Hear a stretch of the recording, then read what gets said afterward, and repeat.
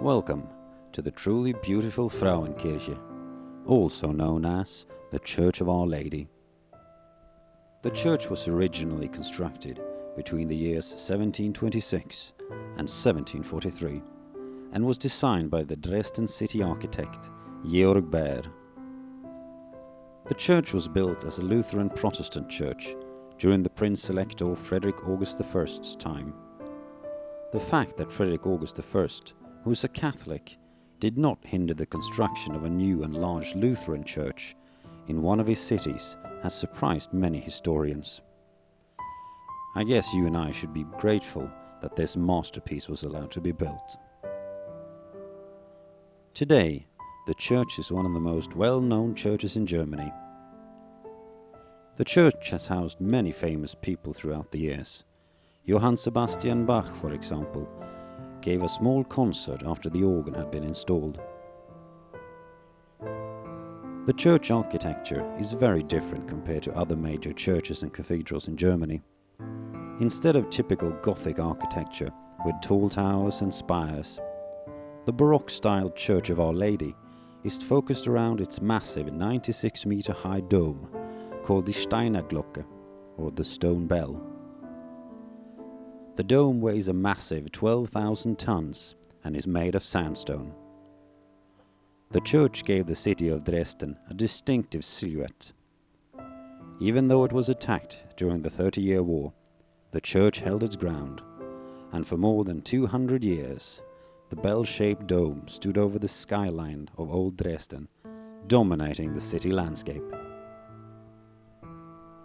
However, the Church of Our Lady that you're looking at today is sadly not the original church that once stood in the very same spot.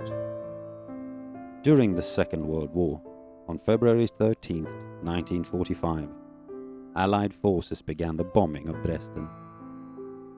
The church withstood 2 days and nights of the attacks before surrendering to the bombs.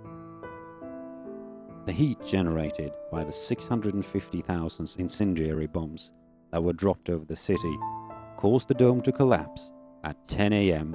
on February 15th.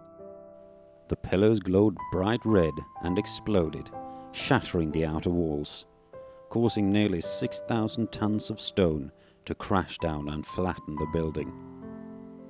The building that had dominated the Dresden skyline had suddenly vanished, and not only the church, but more or less the whole city center of old Dresden was flattened during the air raid of February of 1945. The blackened stones would lie in wait in a pile in the center of the city for the next 45 years as the communists took control over what by now had become East Germany. The new government lacked both the real will and the money to reconstruct the church, but rather left it the way it was and had it serve as a memorial against the madness of war and as a symbol of the Allied forces' aggression. Even though the government did not intend any reconstruction of the church, the residents of Dresden took matters into their own hands and began, shortly after the end of the war, salvaging parts of the church which could potentially be used in a future reconstruction. In 1985, Dresden finally decided that the time to reconstruct the church had come.